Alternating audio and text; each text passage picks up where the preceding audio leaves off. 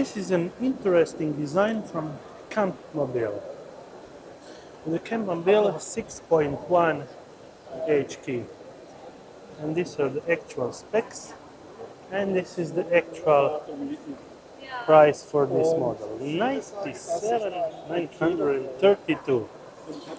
So going back, we have a two-seater bench. Okay. And then on top we have a sliding top-down bed. And entering inside, have the sink, two kitchen stove, actual fridge with a lot of cabinets inside, standard Volkswagen transport van, and then we have the drop-down bed.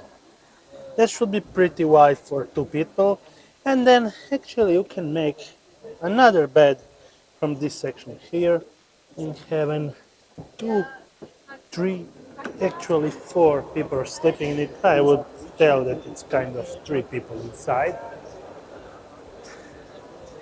And from the back we can have some specs shown on the table, actually wide opening on that.